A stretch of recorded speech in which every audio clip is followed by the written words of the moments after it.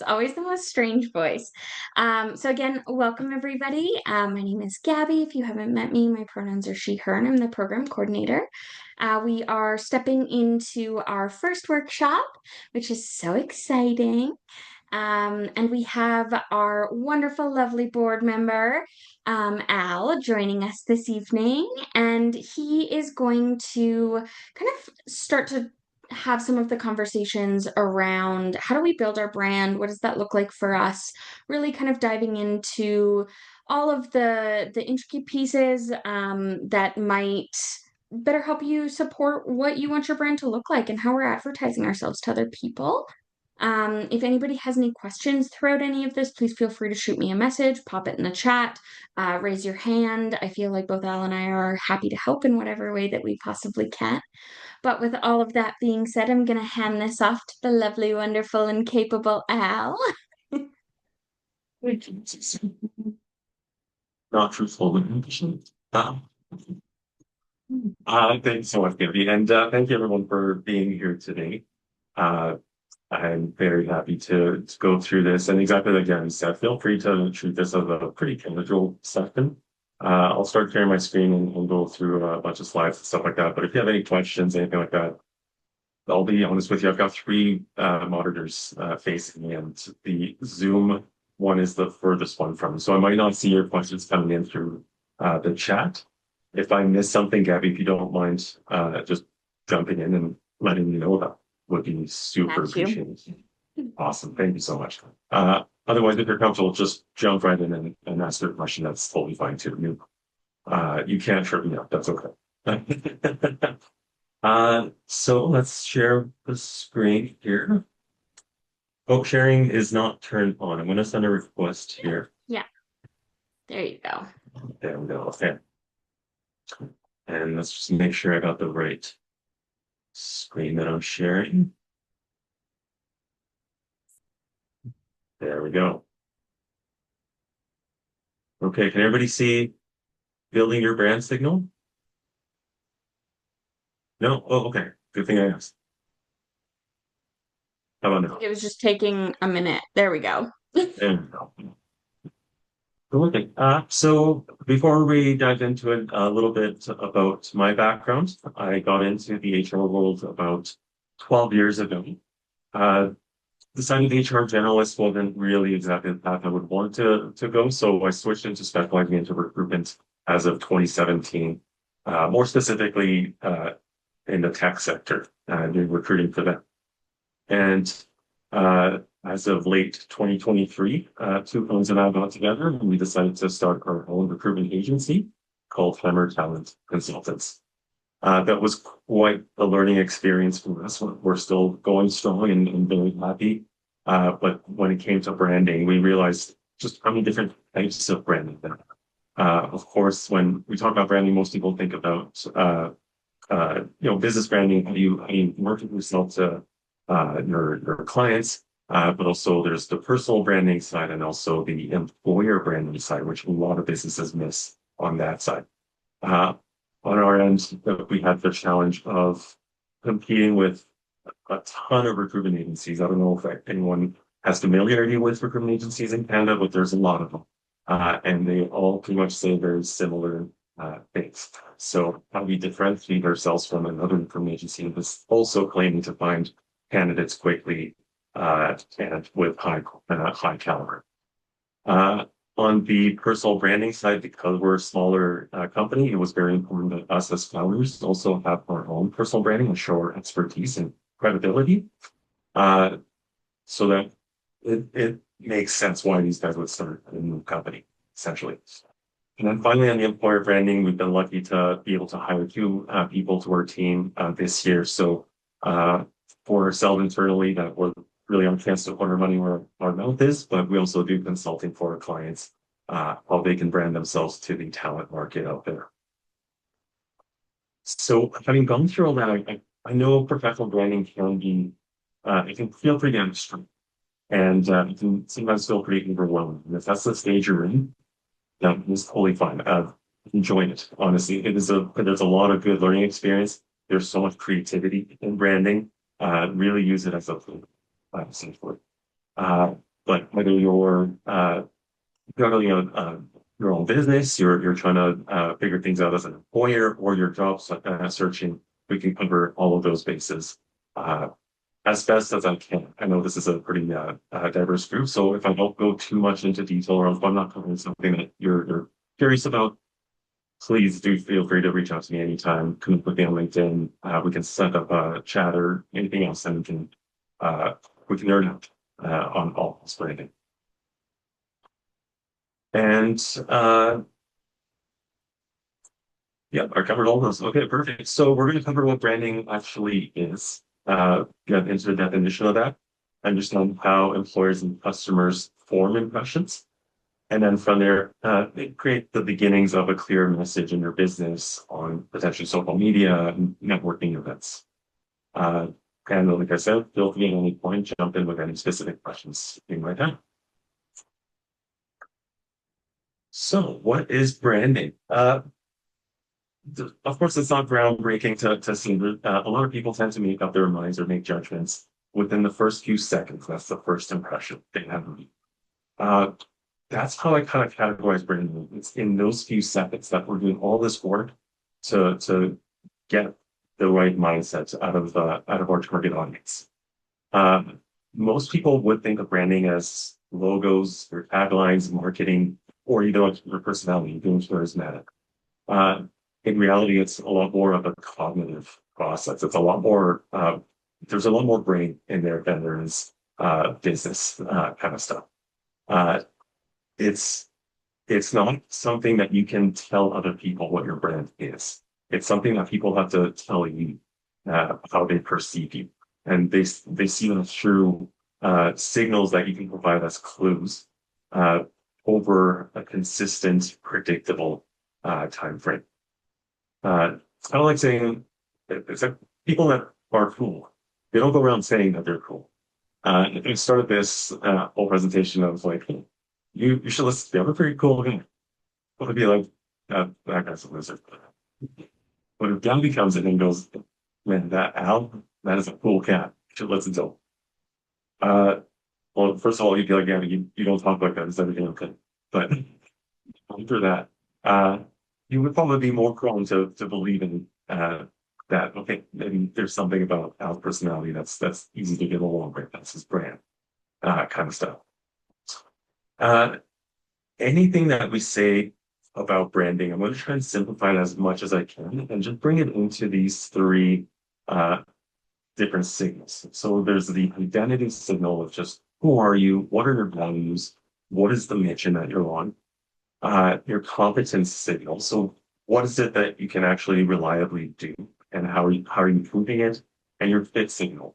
Do you belong to the audience that you're targeting or the employer that you're going after? Do you align on all the different ways that people are paying attention or the way they're working? And first impression, like I mentioned, it happens within the first few seconds. So this is the area where we're going to focus on a lot of these to go into that little few seconds of a timeline. And consistency is going to be the most important aspect of it. Branding isn't exactly about like you have, like a magic spell kind of thing. If you write these string of words, or if you have these kinds of images or anything like that, all of a sudden you're going to get uh, everybody going and jumping on the wagon for your brand. It's the consistency of how often you're doing this, how what you say and what you do is matching, that kind of stuff. It's building credibility and transparency. Any questions so far? Good.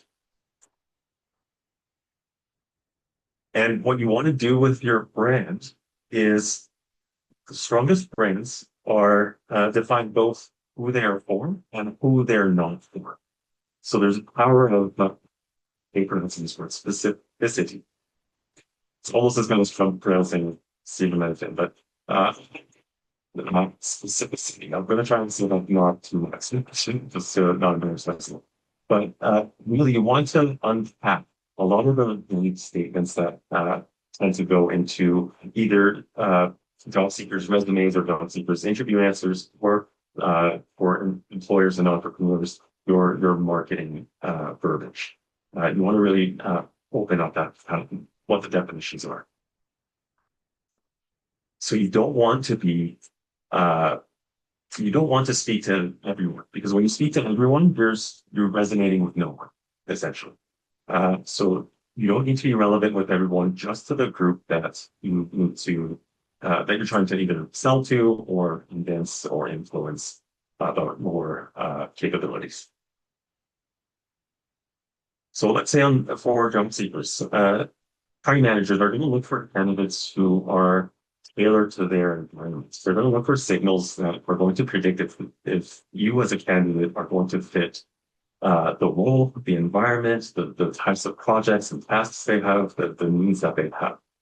And a strong candidate brand, they would recognize that the recruitment process from the employer's point of view is a practice of prediction and risk management. They're trying to predict, are you going to be successful in this role?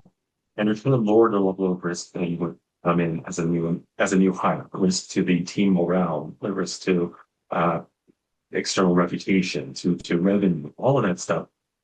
These are what are being considered when you're being considered for. So your brand should help the employers increase the predictive power of your success and decrease the risk of potential failures of bringing you on. If your profile is saying that you're great at everything, for example, or you can work in any environment, then nothing really stands out. You're not really giving them anything to predict whether you're going to fit for a specific role. But if you were saying that you would sell in, let's say, customer experience in a small fintech team, perfect. Now you've listed the industry, you've listed the team size, the the type of company, the type of role. You put a lot more context to it. Uh, Similar thing on the entrepreneurs and business owners side. Customers want to know if you understand their specific problems. If you are, let's say, a local jewelry maker, you're probably not going to be a fit for the high-priced lawyer who wants to show off their Rolex and show people how pricey their jewelry is.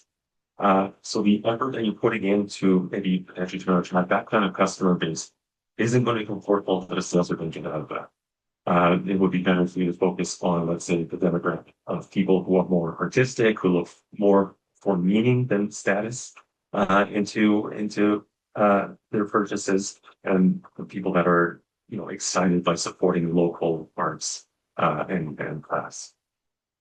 And similar to job seekers understanding the need of predictability and risk mitigation on your side as a business owner, for if you're looking to hire people, a strong employer brand will recognize that the job seeker's journey is heavily emotional. So theirs isn't the predictive and risk management. It's not the logical and sciencey kind of approach. This is a high anxiety time for them. This is that we've all tied our professions, our careers to our self-worth, our ability to put food on the table. These are the things that they're worried about. So if you're looking through your employment journey and you're looking at every single step of the way, how can I make this candidate feel like a person? Your candidate experience is going to get that much better, and your sort of brand is going to improve significantly. A lot of times we might see in job advertising, a lot of companies decide to showcase maybe their values that, oh, we're a team of high integrity, collaborative, employee centric. So you need to fit with us. Is that the right stage to bring up something like that? I would argue no, not at the job posting stage. Job posting is kind of like an advertisement. How much better would it be, instead of saying these are our values and you need to fit them, to flip that around and actually showcase your values to the candidate? Here is how we're approaching our HV process with integrity. Here's how we're going to collaborate with you, candidate, to help you see if we're a good fit for you. Let them see your values in action instead of you just stating it. That's going to stick with them that much more. Now, if you like to have a good I'd say you can have a private reflection, but if anybody wants to jump in and share, even better. But as you're thinking about the branding, see if you can answer these two questions. Who do you help, and why them specifically? Why would those people benefit from the help you give? Anybody feeling brave enough to share a potential answer? I'm not even going to pick on you. I'm not even going to challenge you on it. If you want to state it, that's perfect. You saw me unmute myself and I saw you giggle. Thank you. I'm gonna challenge folks to step in to a brave space and hopefully share. It's also a If not, safe you take space. question from you can see maybe how it's done. I'll Is share. it? Thank you. So one of the businesses I run is pest control. So I would say our defined customer to help would be like we actually did like a whole branding thing. So the wealthy housewife was what we picked. And the reasoning was, you know, they're going to be recurrent, right? So they're um, they're willing to spend the money. Appearances are important. They want to be, have a healthy home and a beautiful backyard and utilize all the space they have. So that was who we targeted and why. Amazing. That's perfect. Simply. So you see into your market billions, and now you know anything you say is going to go through the lens, essentially. Uh, well done. That was now applying branding to again, like I'm saying, specificity and oh, I did it right. Perfect. And really unpacking some things that might be coming across as vague. I'm going to start with the job seekers and then move in with the business owners. If you're looking for work at this point in time, look at uh, your resume or think back to your interviews and think about some of the verbiage that you might have in there. Are they objectively defined? Is it something that you've put in and that is measurable? Or could it potentially be something that you're going to have a different definition of that verbiage than, let's say, the HR person or the hiring manager? For example, uh, listing vague traits like I'm a hard worker or business of we offer quality services or I'm collaborative. Things like that. They're going to be tough to define. So go back to that idea of how can I make the prediction power stronger and reduce the risk or mitigate the risk for the employer in this kind of scenario? Uh, and in that way, see if you can find a way to behaviorally prove these traits. Instead of saying you're a hard worker, how do you know? How do you know you're a hard worker? What was it that you did that told you uh, that you were a hard worker? Did you work, uh, 50, 60-hour weeks? Were you uh, constantly, on time with deadlines and very well organized? You're so organized that you mentor other people. You're going above and beyond constantly. It's not just sticking to your, job description, but once I've done that goes so far above that. What are the achievements? Are you always bringing back the achievements that you have to the business impact?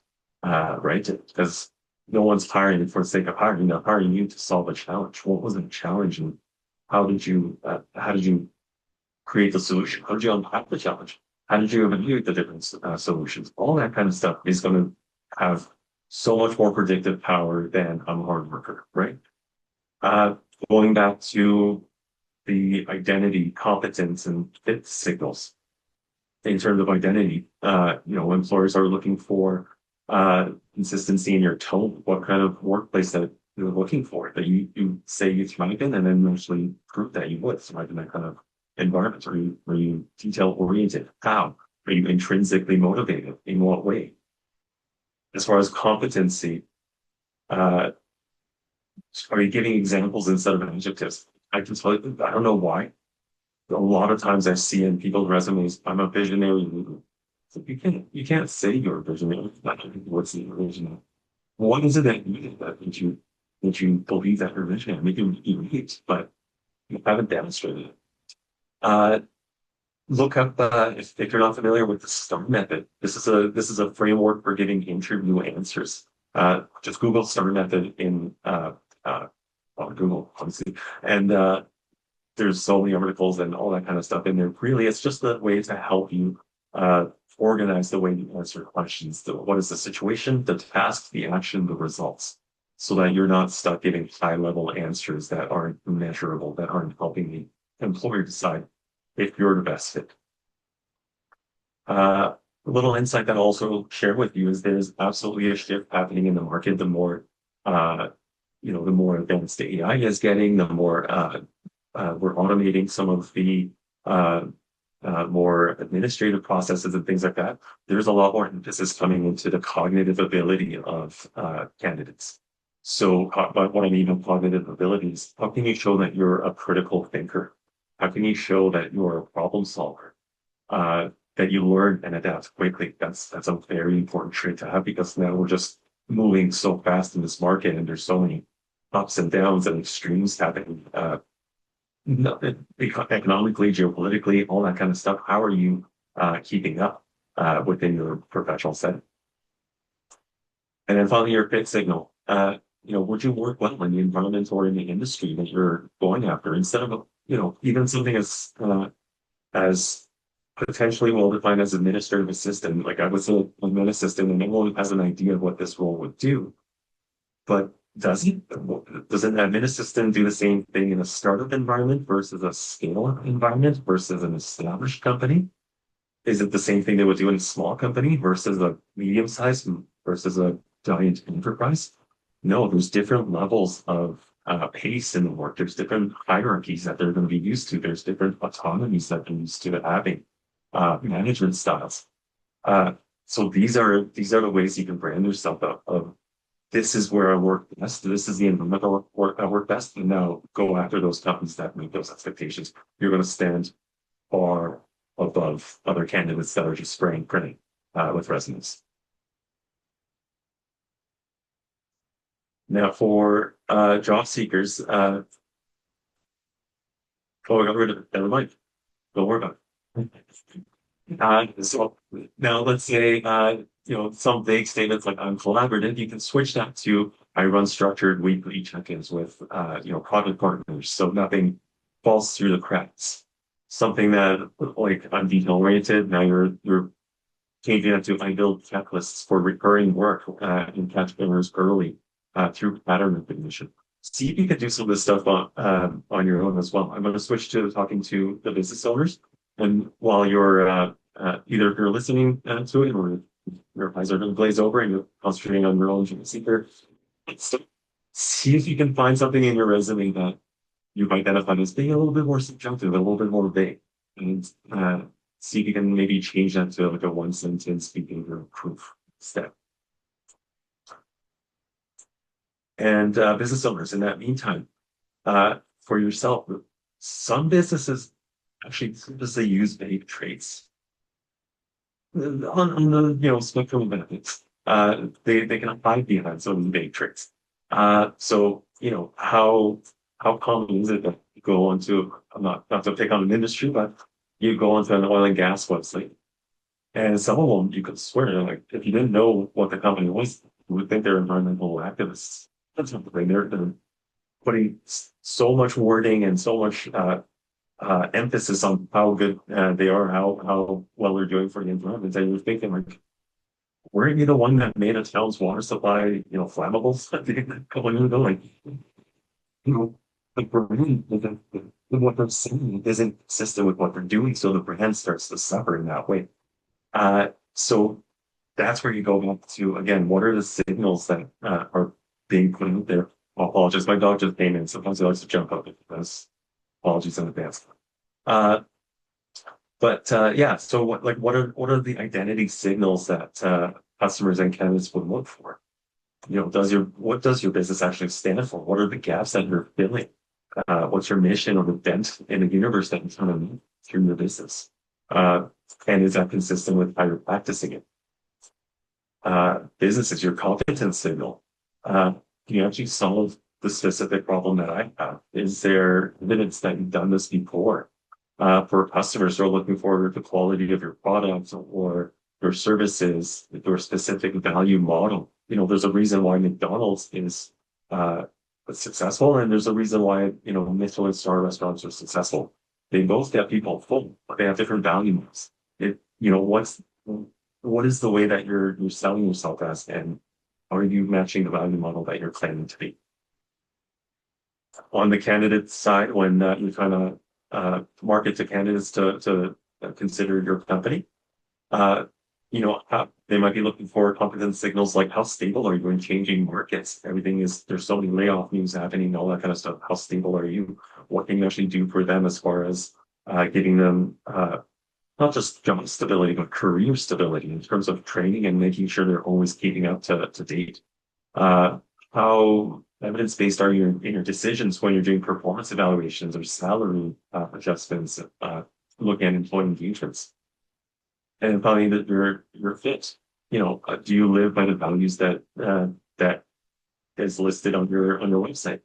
Because what you measure is actually what you end up caring about. So if you're saying I have, this company promotes collaboration, but your compensation is nothing but 100% commission based, well, that's a very competitive type of a compensation structure. That's not really in line with the value of collaboration that you're promoting. So again, those are things to look for. How, as a business, you can provide behavioral proof for some of these big statements are through testimonials, before and after examples, case studies, screenshots of your results, and being transparent and having clear pacing or scope boundaries.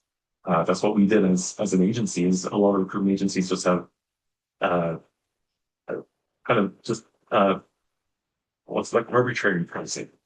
We actually define what we do and we put together a whole booklet around it. Oh, this is what you get for this kind of thing. As an employer brand, candidates are looking up your Glassdoor reviews, or they're looking at not just your company LinkedIn posts, but other LinkedIn posts that have your company or your employees. They're looking at your leadership page. If you're saying diversity is something that's important to you, and the higher up you go in leadership, the diversity starts to go down. That's obviously always telling. Discussions with your current or former employees, they can go out there and have. And one of the most important things that a lot of businesses miss are the candidate experience of folks that you have rejected in the past. You're always going to reject more candidates than you're going to hire. What is that experience that you're giving them? Are they going to be going back into the market as advocates, or have you ghosted them, or have you given them such a bad experience that now they're going out there saying, "Hey, watch out for this business"? So those are definitely things to keep an eye on there too. So there's always research on trust that comes out, and it shows that trust is earned through transparency and increased reliability and consistency. The consistency of always proving what you're saying you stand by. I'm sure we've all seen all these companies rainbow washing their logos. For some companies, that works very well. It goes very much in line with the values. Other companies, it's so performative, it's obvious. How can you tell? Who the brand is, what is? Yeah, the company themselves can't tell you that's their brand. It's your perception of that company. So now businesses, while the job seekers have worked on their resumes a little bit here, feel free for you to take a moment now and answer these 3 questions and maybe turn it into a 1-sentence customer promise. Who do you help? What problem do you solve? And what outcome does that client get?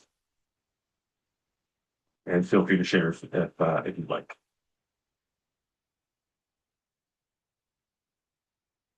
And I can even share mine. So as Hammer Talent Consultants, who we help are mainly the scale-up businesses in the tech industry who are looking to grow their team through hiring without hurting their morale, without hurting their reputation, and doing it in a sustainable way. What problem did we solve? We solved the problem of growth pain points, essentially. And what outcomes do we get? Well, through our evidence-based recruitment, science-based recruitment, we are looking at reducing bias in every way and looking at the person as they are to best predict if they're going to be successful in the role, and add a feedback loop to that role. It results in uh, timelines are going down from anywhere from like 2 months to 3 months of a hiring timeline down to 2 or 3 weeks. Essentially, this is the value that we're seeing through our service. Does that make sense? Does anybody have any questions around any of this so far? Okay, awesome. Okay, and then bring it into inclusive branding. So when I talk about the three signals, identity, competence, and fit, uh, I want to make it clear that I'm not trying to force anybody to disclose anything they're not comfortable disclosing. Identity is, uh, in and of itself, doesn't need to be a marketing tool. It is just it's your own context, it's your own lens. So everything else you do through branding goes through that. And then that gives the clues of the type of business, type of job seeker, type of employer you're striving to be. So, for example, there are different types of signaling that you can do, expressive or optional. I'll use myself as an example. I'll go on the optional exam, the optional method. So I myself am I'm on the spectrum to some degree. I'm neurodivergent. I use that if I need to, but it's not something that I have at the forefront of my business. I don't identify my business as a neurodivergent owned recruitment agency or something like that. But my branding absolutely does go through that lens because it's making me more of a systemic thinker. Uh, I am very much, I have a huge pet peeve of accepting things without evidence. So this translates very well into the type of profession that I'm doing. It affects the tone of my brand. The tone is always about evidence based. The tone is always about accountability. I tell candidates and employers, hold me accountable, like audit my process. Don't just take my word for anything. If I'm trying to sell a client's environment, I tell them, hey, there's very potentially a bias for me because I'm trying to make money from this client by placing you. So make sure you go and do your own research as well. That's the kind of brand that's going through my identity signal. Same thing with the communities that you resonate best with. I've been privileged that through my neurodiversity and through my care for evidence-based selection, reducing bias, that makes me fit very nicely into a lot of underrepresented communities because that is something that resonates very strongly with everyone who's wanting to be seen and be seen for the person that they are, not just for the hiring manager's biases, for example. And it changes the problems that you care about solving. The problem that we're seeing about evidence-based recruiting, that's not very common. So we've known this as a gap in the market, and it's making us stand out quite a bit. Same with the values that we bring to work. Again, this is something that we're not just virtue signaling with our values, but it is something that even if you are the opposite of our values, you're not automatically a bad person. Our values basically the most important thing you're going to do as a business, or about people that you hire. First and foremost. If you disagree with that, that's totally fine. Your values should be about something that is just like we are fantastic, and if you don't agree with it, you're a bad person. I think if that's how it's coming across, if you're only selling on we're high integrity and we are super collaborative, we're client focused. Well, everyone should be those things. Those are ethics. So maybe you should unpack it a little bit more. How are you showing your integrity? How are you showing your client focus? That's going to speak a lot louder. And then on the expressive side of things, that's absolutely an option as well. Expressive signaling. A person who does this very well is, I don't know if people here know Bobby Rassin. Bobby is, in my world, is basically a celebrity in Calgary here. She founded Virtual Gurus. And I believe she's moved on now as a CEO and has her own personal brand business, actually, I think from sounds of it. But yeah, her business was first and foremost queer-owned Indigenous business. And it worked very well. It resonated much better with her target audience. She was able to share a lot more of the community involvement. And she was showing through the use of pronouns, the use of her own specific life on LinkedIn postings and everything, what the brand of her clothing is. It was very effective. So it really comes down to your own comfort level. Really. They can both be very successful and work for you and your brand.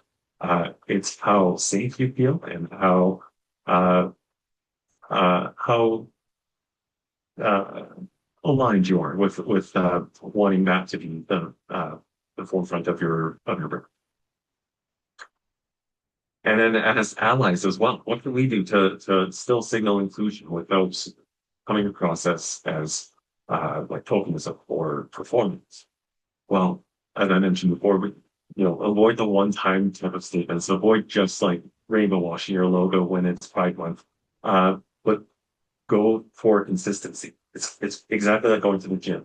You go work out once a month. You're not really doing anything crazy. But if you stay consistent and you're showing up a couple days a week, kind of thing, now you're starting to see results. Now you're getting, uh, you're showing yourself as someone who is consistent, and then Love that, showcase your Al. Sorry, I awesome. didn't mean to interrupt. No, I was just saying I love that so much. And I think that um for myself, like just another personal kind of experience, I'm queer, I'm Indigenous, and a lot of the roles that I've stepped into have been very tokenized.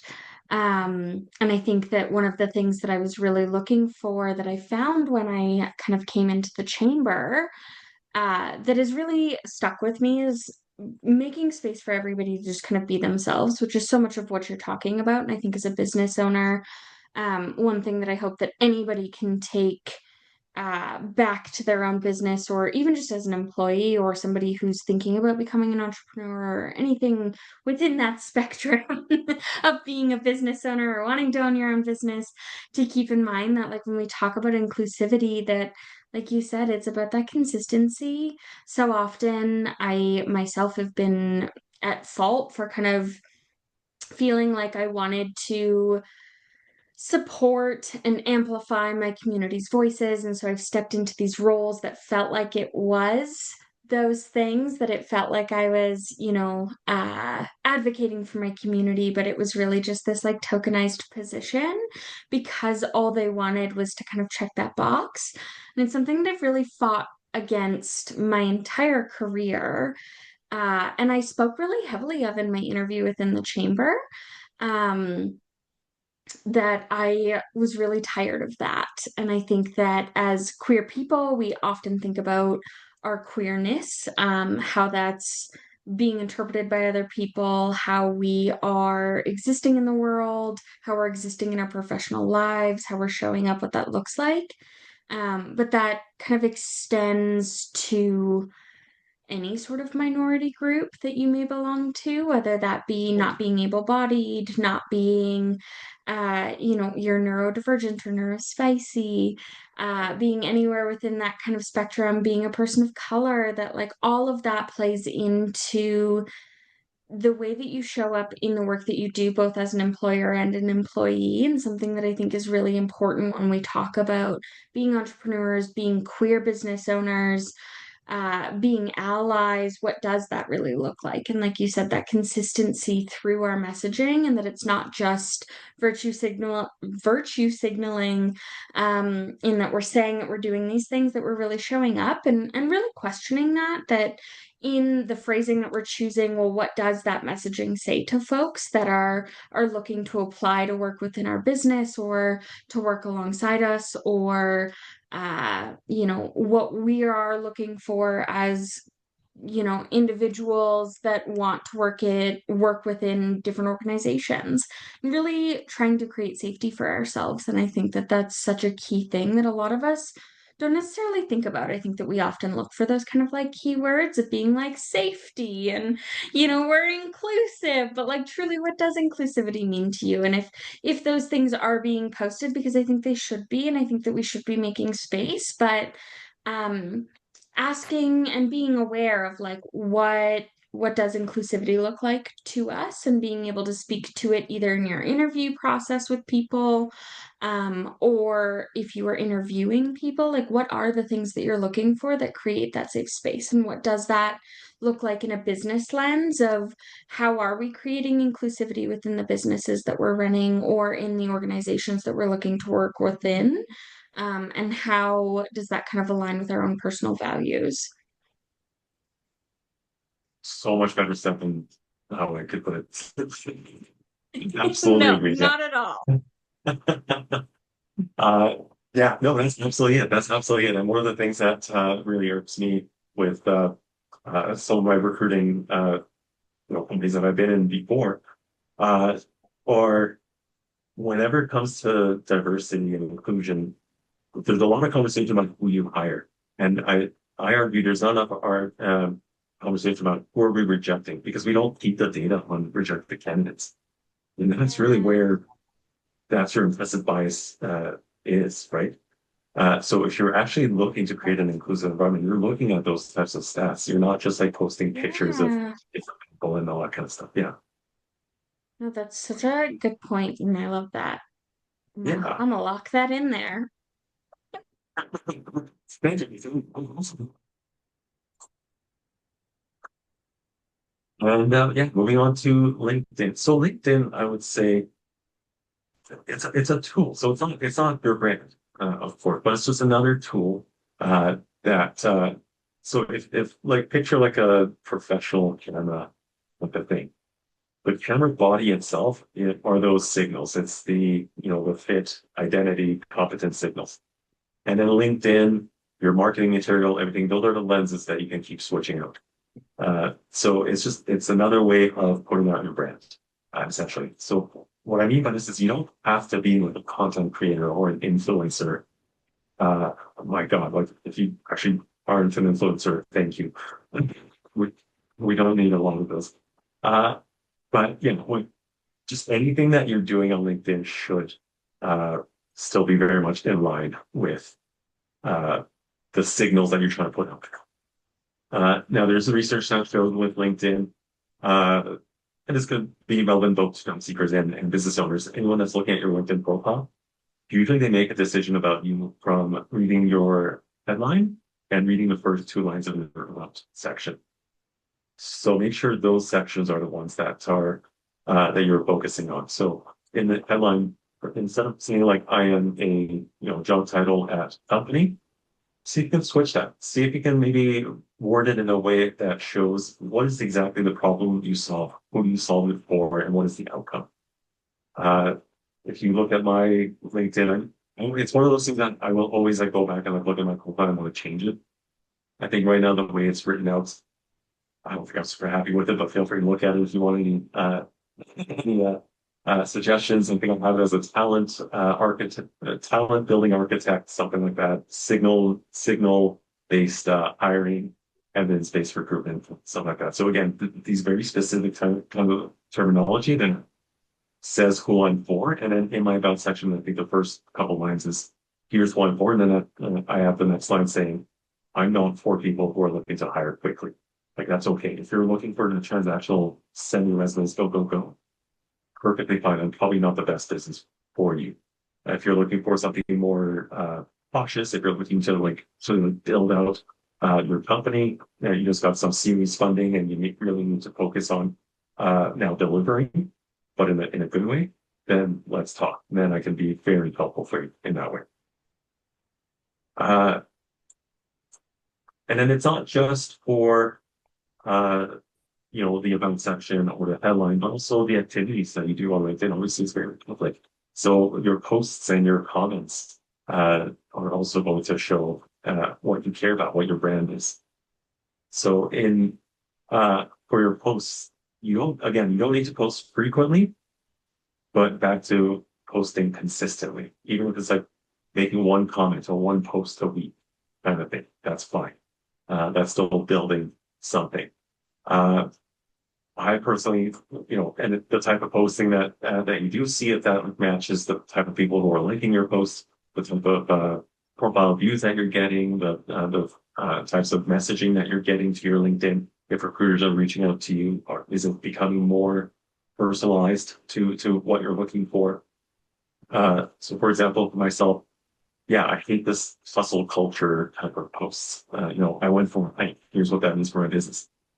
It's not for me, but that's okay. If it's resonating with other folks and those are the folks that this person wants to connect with, you're doing fine. They don't need to get my attention. They're not trying to be for me. They're trying to be for those people who are looking for that hustle culture, type of thing. The way you can convey your identity signal on LinkedIn is through your tone. Are you coming across as someone who's warm? Are you looking more to be a precise, again, some people like myself who's more maybe emphasizing the evidence and educational kind of postings, that kind of stuff? Or are you more into humorous or supportive, or are you direct? The language choices that you have. Are you speaking articulately with good grammar, with clarity, or are you using like just industry jargons, type of thing? The visual cues, your profile photo, is it professional or is it a funny picture? If it's a funny picture and you have an events business, great, maybe that fits for you. But yeah, if you're working in a more conservative kind of space, maybe that's not the best fit. Uh, the banner that you have on your profile, your formatting style, all that kind of stuff, can also go towards your brand. I think And something else that kind of aligns with that I hadn't thought about until I had attended a mixer event recently. They were talking about making sure that not only does like your resume or like your LinkedIn seem professional, but the way that it carries the same tone that you carry in the way that you speak in person. Because I think so often we will create these kind of profile images as in our businesses or who we are as a person online on paper, but then when you go to meet somebody and they speak completely different, making sure that it still carries that same kind of tone. And I'll be super honest, that's something that I really struggle with. I am not an overly formal person in my communications. If you've communicated with me at all, more than a single email, you will realize that. ChatGPT is so great and AI is so great for so many things, but making sure that it still carries part of your personality so that people aren't caught off guard when they then go to interact with you, both as a business owner, as a professional, or just as a person, right? As we're kind of navigating this new AI centric world, as helpful as it can be for a lot of neurospicy people, it can also be the complete opposite in the tone that it carries, being overly professional or being overly articulate or, not being any of those things and being on the complete opposite end of that spectrum. Really just making sure that it aligns with who you are as a person and the way that you are portraying yourself, both as a business, like Al, you were saying, or a professional also carries through into your day-to-day interactions because there's nothing more jarring than looking up a business and then being like, I'm super carefree and so easygoing, and you walk in and they're like super atypical and by the book, and you're like, oh, how did I get here? Or the complete opposite, right? That people present themselves as really like overly professional and like by the book or really strict in their protocols and procedures. And then you start to interact with them, they're the complete opposite, and making sure that you're really just being honest to who you are as a person, as a business, as a brand, and ensuring that that carries forward so that that integrity piece really carries through all the way through. I was interested. Yeah, it's funny. So if you look at my slides, so there's going to be a piece about AI coming up, and that's exactly it. Is the takeaway for AI is going to be use it to enhance your brand, not replace your brand. Uh, who you are, just get AI to kind of flesh that out, not to kind of create a character type of thing. Exactly. And I'll show you how. Yeah, that it's very, yeah. Uh, and then LinkedIn, how are you conveying your competence? Obviously through the types of postings that you do, through the comments that you're making. How are you showing your knowledge, your ability, your skill set? Those are some good ways to do it. For entrepreneurs, if you have a company page or a LinkedIn company page, or you can post your case studies or wins on there, or any sort of educational piece for your clients. Again, endorsements, testimonials. LinkedIn has the LinkedIn recommendations. If you are comfortable reaching out to a former colleague or a manager to leave a recommendation for you. Social selling is huge, and LinkedIn, that's where LinkedIn is very good for stuff like that. So lean into the social selling aspect of LinkedIn. Even if you're a job seeker, approach it like you're sales. You're not unemployed, even if you don't have a job, you're now full commission sales. Look at it as that kind of a thing and treat your LinkedIn like that. You're selling your skills. Uh, and then, of course, if you have links to blogs or any other community forums, just a quick example, when I was hiring for, there's a tech product called ServiceNow. And in Canada, there's not a ton of ServiceNow consultants. It's a small market. Sure enough, I found this person who did have experience in a working setting on ServiceNow, but he had a blog. And every time he learned something about ServiceNow, he would post about it. So his passion was just like, it was so evident. And everything he was writing in his blog was right on. Uh, and we ended up hiring him as a senior level consultant for ServiceNow because of the presence that he had online, his personal brand online. So it really, really does make a difference. Uh, and then as far as the fit kind of signal, preparing that on LinkedIn, again, talking through, mentioning your industry context, mentioning the types of communities, or joining types of communities and groups on LinkedIn, sharing content that's aligned with your audience. Those are going to be good indicators for sure. As far as metrics, don't worry too much about metrics, but yeah, what you can look for are who's viewing your profile, and is it increasing in views? If it's increasing in views, is it the type of folks that you're trying to resonate with? Connection acceptance rates, are they recognizing you more as you're posting more? Inbound messaging from recruiters, are they engaging with your posts or with your comments? Anything like that? Who's viewing your profile? Are they industry aligned?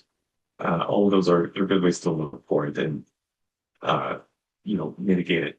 But I would say first and foremost, just start with the consistency. Don't worry too much. Don't put too much pressure on yourself.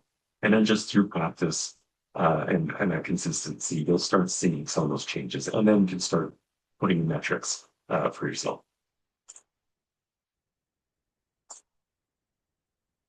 Here's AI. So, quick, side from AI and why it's super important to keep up to date with it, even if you're under the belief that AI is making things a lot more generic and it's getting creativity, and you absolutely have great points with those areas. It's still very much necessary that we're keeping up with that talent, and it's kind of becoming an old saying now, but it's in the recruitment world, the saying is basically it's not AI that's kind of replacing jobs. It's people who use AI are replacing people who don't use AI.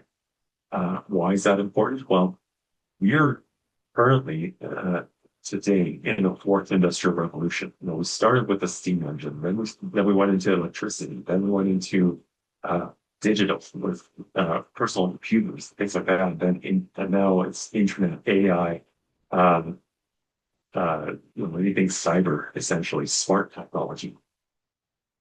Now, there's an argument that the fifth industrial revolution isn't that far along. Some are arguing it's already happening. Some are arguing it's going to be between 2030 to 2035. So within the next 10 years or so, it's the human machine integration revolution, essentially. So it's happening faster, and the lifespan of each revolution is getting smaller. So it's just the ability to adapt is becoming more and more important. Now, how do you use AI in terms of branding?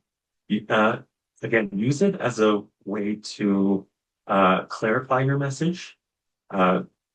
Use it as a way to give you writing support. So not just write for you, but maybe tweak so that you're making sure that what you wanted to convey is actually being conveyed. What I really like to use it for are these two things are feedback and interpretation. So sometimes I tell, like, let's say ChatGPT, I tell ChatGPT, like, hey, this is the email I sent. Can you read the room? What is this recipient going to feel? What are they going to think of this message? And then see if that's actually in line with what I was intending to send out. And then also as a brainstorming and idea generation, have someone, this is a great thinking partner. If you're a solopreneur, this is a great way to bounce your ideas off of something to start with it. Uh, I've given some example months here. I don't know what stage everyone is at with using AI, how comfortable you feel with it. This is what I found works really nicely for me. So uh, these top ones are pretty simplified. So let's just start with clarity. Say, you give a writing sample and say, rewrite this sentence to make my competence clearer and more concrete. Now you can put this into this structure and you're going to get a much more personalized and uh, much more effective type of an answer back. So have it and exactly like this, just have it in the colon style. Act as the top 1% in B2C branding expert for what size your company is, how old your company is, whether it's a startup or scale up or what stage you're at. Business offering whatever your business is offering within the industry that you're in. The task, you copy and paste this clarity prompt into the task, and then give context. What is this sentence about? What are you trying to achieve with this sentence? What project are you working on here? And then optional reference. If you have a specific reference to an author or to a business or persona, something. For example, the person who mentioned the pest control business going for uh, I forget what the demographic was. I think it was rich wives, something like that. Uh, you know, put that in there as a reference. So like this is what the demographic is, and it'll give you a much more personalized, much more refined type of an answer. And you can do that with any of these other prompts as well. Any questions on AI? I know this one could be a bigger topic than just the one slide in here. All good? Okay. You are. I want to just clarify that I'm not yawning because you're boring. This is super interesting. My 5 ants is worn out, and I'm so sorry. Oh, okay. I'll go ahead and definitely work. We're gonna, well, let's see if this actually makes anybody up who is getting a little bit time. I know some of this stuff can get a little bit dry. Uh, let's do a little bit of an exercise. Again, I'm not gonna pick on anybody, but I would love it if you just jump in and honestly, there's absolutely no wrong answer here. This is just, we're all friends here, I promise. I'm gonna bring up some example slides here, and I would love to hear someone's feedback on what they think this company's identity, competence, and fit signal would be. So starting with Dyson. And you don't need to have it exactly as the identity is this, competence is this, fit is this. Even like a general sentence, that totally works too. When you think of Dyson, the first few sentences, your first impression of Dyson, okay, does anybody want to share what that might be? I think about dog hair. Am I cool? Yeah.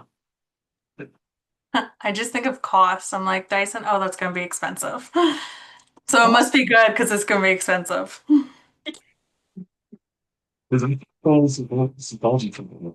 So some things are expensive only because people think it's good, or else they would make it cheaper. So I that's I definitely actually just had this because I was looking at a Dyson for like the Dyson hair wraps or whatever. And uh, I was like, oh, I wonder how much it is. And then I very quickly stopped looking because I was like, oh, it'd be so cool to have all the tools together that I need for the multiple things that I want to do with my hair. But it was too much. And then I thought about why is it that much when you could buy all the individual tools for less than the amount of the Dyson? But, but Less than I guess $500? yeah, but then they're selling, I guess, like in some sense, they're selling convenience. Like they're trying to bring it all together and be the name brand there. Yeah. 100%. So what they're doing is they're so engineering and design focused that they're problem solvers. That's what they're trying to show themselves as. They look at every problem that maybe even customers haven't even voiced, and they're trying to anticipate that and create a solution for it. Uh, the price is, yeah, people who value performance and premium type of engineering, kind of stuff. There's a certain type of design that they have. You can see even from this little uh, canister part here. That's a Dyson canister, or the fans, the bladeless fans kind of stuff. That's their brand. That's very quick recognition. So for Dyson, what they did is I would argue they really went harder on like competence signals than the other ones. They still have the identity and fit signals, but that's the thing. You don't have to be equal in every single area here. They really went hard on the competence side, and it's working. Cool. Here's the next one. Local company, Village Ice Cream. Hopefully everyone's had a good experience with them. What do you think their identity or their signals are to their consumers?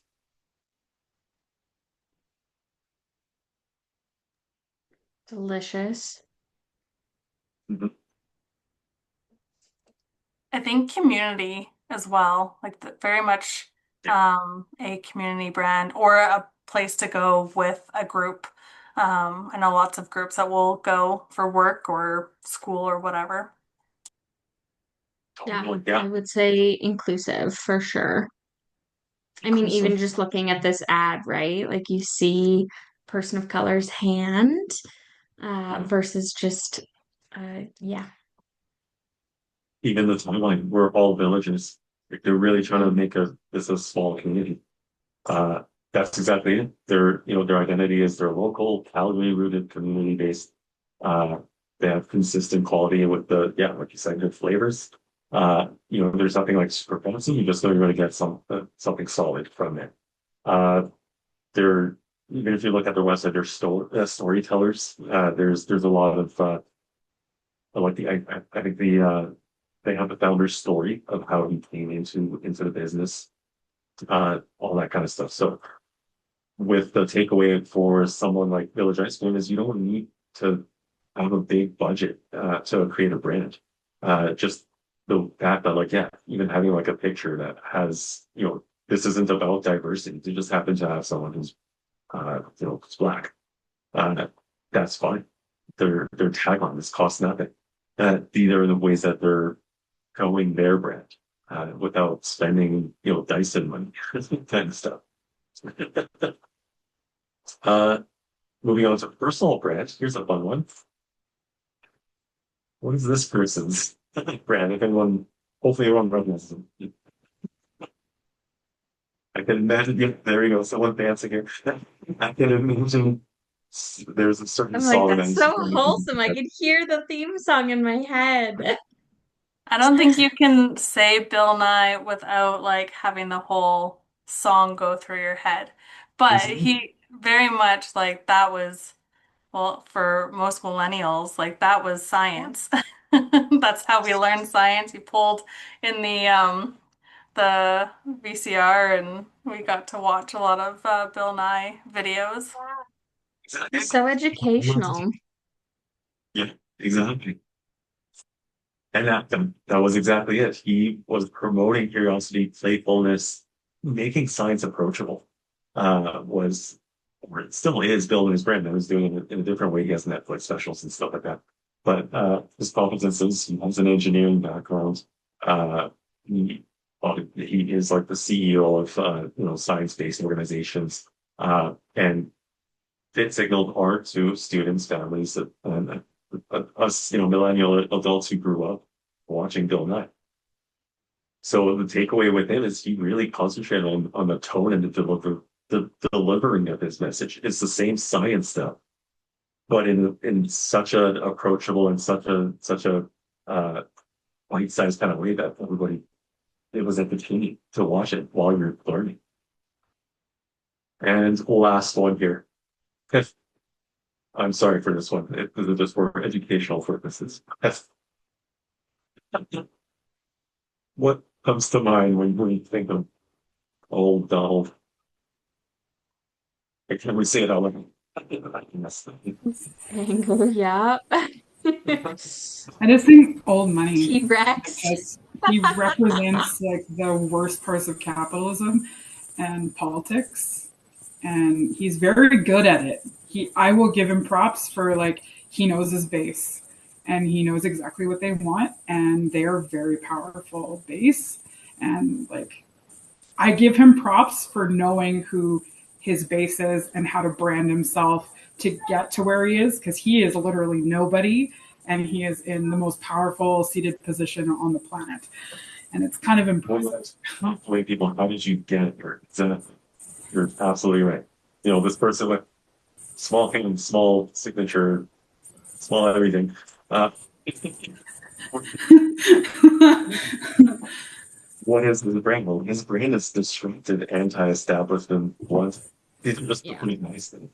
Uh, his supporters probably see his competence as, oh, this is a smart, business person, business savvy. This is someone who's willing to say the things that others aren't going to say. He says it like it is.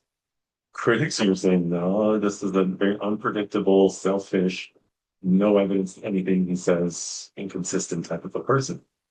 Uh, but he fits the individual who is looking for that kind of strong man leader, who's looking for that in anti-institution disruptor kind of thing. And that's the big takeaway is, a strong brand or an effective brand doesn't necessarily have to be a well-liked brand. We got to give him, he knows his audience. Uh, Unfortunately, but yeah, in this scenario, it worked out for him. And then last piece for me here is networking. I understand there's maybe a networking session coming up here. So how do you work your branding into networking?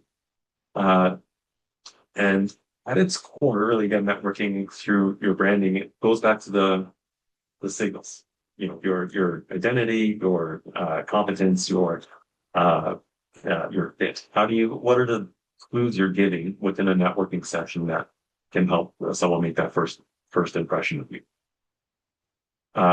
It's depending on what type of identity you're wanting to promote. You can focus on either what you say or the questions you ask. And I'll differentiate between the two. So maybe let's focus on what you say. So typically, if you're meeting somebody and they say, "So what do you do?" See if you can come up with a two-sentence kind of a answer. Is the first sentence is around, let's say, your identity and your fit. So here's who I help and in what context. It could be, for example, I help small businesses streamline their operations so they can focus on growth. Or I help tech teams build inclusive hiring systems. I'm exploring roles where I can support customer experience within small teams. And then the second sentence is your competence and your outcome. So here's what I do that makes a difference. I specialize in creating simple, repeatable processes that save owners several hours a week. Or I turn vague hiring criteria into structured interviews that actually predict performance. Hey, that's mine. There's those kinds of ways that you can do it. Now, I would argue that in a networking setting, and really in overall, like, as I mentioned, there's a lot of sales here. So in a sales setting, what you want to do mainly is to learn about the other person. So the other person is actually looking more than you likely will.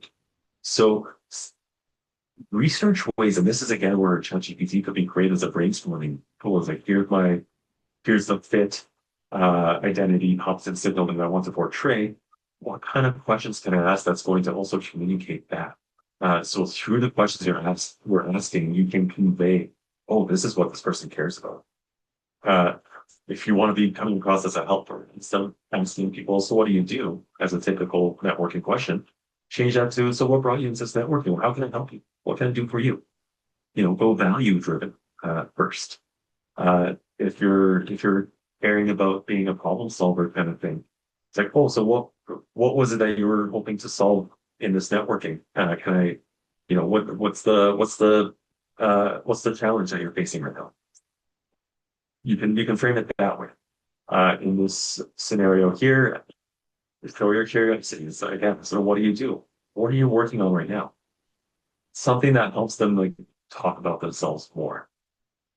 Uh, Within your own 30-second brand, again, who do you help? What problem do you solve? And why should someone trust you? Those are all the signals. Avoid oversharing. Uh, Funny enough, this is sort of a tactic that recruiters use, and I'm guilty of it myself at times. I purposely take my time taking notes, so I just stay quiet. The people are very uncomfortable with quiet. So then they start talking more. I just want to see it, but can you add more details to what you say without me specifically asking you? Sure enough, some people do. They just all of a sudden go and start talking about different things in different contexts. 80% of the time it pulls it out. 20% of the time they talk against themselves and they talk themselves into, oh, you're not a fit now for the role. So avoid oversharing to that extent. And then creating resonance. Anything you're saying, once you know what the person you're talking to, what they're finding valuable, that's what and there's alignment with what you're also working on or how you're trying to signal yourself. Focus on those types of topics. Go for the emotional connection again. Recognize that there's a lot more emotion than there is, science and logic and all that kind of stuff, especially in the network setting. You're making friends. And a big takeaway with networking session is first and foremost, go easy on yourself. If you're new to networking, if you're not used to networking, just show up. That's it. Again, going back to the working out context, for me, I haven't worked out in way too long, but I should start, especially as a 4-year-old. If right now my goal is just if I can just show up for 5 minutes even and look at a dumbbell, good. That's more than I did yesterday. And just keep doing that. Keep coming to the sessions just so you're like mentally creating that routine for yourself. Same thing with a networking session. Eventually you're going to go to enough networking sessions that you're just going to naturally start talking to people. It will happen. It's a skill set. So, and anything with a skill set over time that you're practicing, you're just going to get better and better. So know that it's going to come to you in time, and know that embrace the awkwardness, embrace the the social anxiety of it and all that stuff. I still get social anxiety, and that's it is what it is. But just go in there with a different plan of like if you're a job seeker, don't go in with I need to leave this networking session with an injury. That's just not going to happen. You just need to go to a networking session, pay attention to what's happening, and if you have conversations, fantastic. And then the next time, hey, you're gonna just resonate with somebody, you're gonna make friends, and that's it. And then eventually, you're just gonna build your network out that way. Any questions on networking? No, but I will just add in there, Al, that our next session, as you kind of mentioned, and I've sent out all of the invites for everybody, so you should know, but in case you don't or you've forgotten, that we will be doing networking sessions in between. So we'll be offsetting a workshop and then a networking and then a workshop and a networking. Our next event will be in January, and we will be doing speed networking, so we can kind of start to build off of the things that we've learned today and kind of put some of those into practice in a really safe environment with other people who may or may not be kind of on the same level. I think a lot of people are really interested in learning how to kind of implement some of this stuff. So we're happy to support with that in a safe setting that maybe isn't necessarily a community event, but if you're maybe out of practice or I work from home full time, so sometimes I forget how to communicate with people outside the house.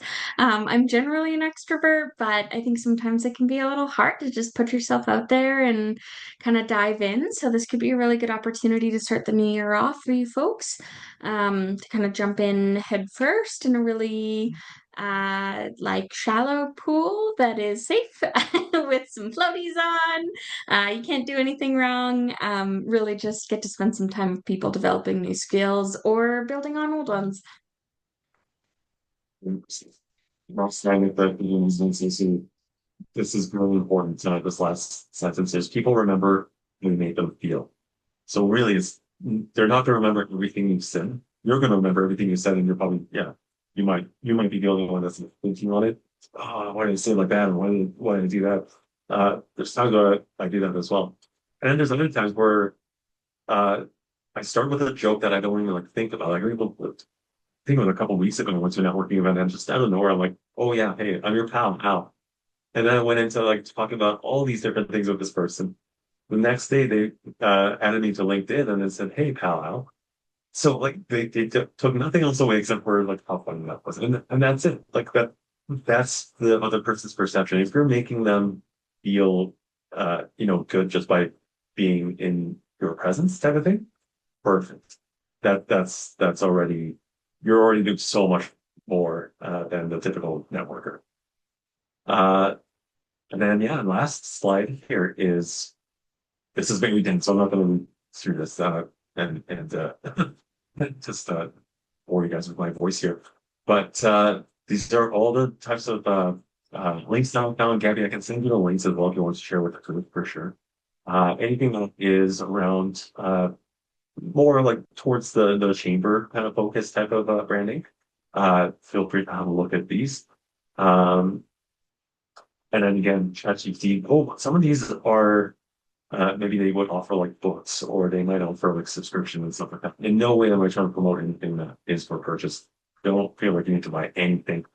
You should all have some sort of free articles, free blogs. Those are the areas that I would say go look into. Uh, yeah, I'm not trying to promote anything here on that side.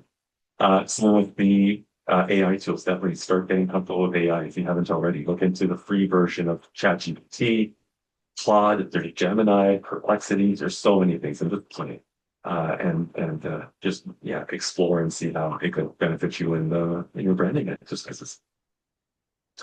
And that's it. Amazing. That's everything I had on my slide. Thank you, Al. How's everybody There was feeling? a question earlier around if you're comfortable with me sharing this with folks. Um, I don't know if you have any of these kind of slides branded or what your comfortability With is with us sharing that within the program. 100%. Okay, Uh, more than perfect. happy to. Yeah, I'll send you the PDF version of the 1 point interview Thank you. or presentation notes and stuff that is just going to be very brilliant. So yeah, I can send you one of them and feel free to share that with the group. Amazing. Thank you. Yeah. Does anybody have any questions for Al? Anything they'd like to add? I I've gone through a bunch of different branding workshops over the last couple of years. And what I really loved about your what you were talking about was the signals. I've never had anybody talk about the signals, and I think that that was speaking volumes. Like it was so many people talk about like the like kind of who you are and how like the problems you solve and things like that. But nobody really talked about like what it signals and how to really showcase that. So yeah, I really appreciate that. I think that was the biggest takeaway that I had was um, on the signals. Yeah. Hopefully that's more scripted. So, how people try to brand themselves. It's tough to like every time a new situation comes up, you're like, how am I supposed to respond to this type of thing? Well, if you have these signals to go back to, it should help a little bit more articulate how your own brand is. Yeah. Amazing. Thank you. I just want to say thanks as well. I had a bit of a breakthrough early on. I'm doing digital marketing photography for my business right now, and I've been struggling with like a direction because I'm at that point now where I can offer a lot and I have no idea how to like focus. So I had a bit of a breakthrough just as you were going through just how to like what problem I solve, who do I help exactly, trying to find that specific niche and not being afraid to like push it down into a niche. I've been afraid of like I need to stay broad because I need to attract as many customers as I can because I want all of those contracts, but realizing that I need to be a bit more specific so I can attract the right types of people opposed to just shotgunning everything. So I appreciate that. Thank you. Some advice that we got when we first started Hammer Talent Consultants is we had a couple mentors. I know what you guys need to really go niche, go into like not just tech recruiting, but go into like this specific, just Microsoft based kind of recruiting kind of stuff. And we're like, that's not really the brand. And then that was a big fear too. It's like, well, what if we like isolate someone who's willing to give us money for something else kind of thing, right? You don't want to lose out, especially in the new business. Um, what I found as we started growing and focusing more is we did niche down, but luckily we didn't just go towards one area arbitrarily for like a tech tool or anything like that. We found out our niche was the evidence-based and the science-based kind of stuff. So it's the overall recruitment process that we're trying to promote on that side. So there's some stuff that you might start with one thing in mind, and then as you're progressing, and then it could depend on the types of clientele that you're getting. It starts to define who you are as well, and then that also gives you a better verbiage of how to go out there. And yeah, photography is fantastic. It's such a beautiful field. There's so many different types of photography services, you know, and sometimes it's great, sometimes it's analysis paralysis when there's that many options too. So again, yeah.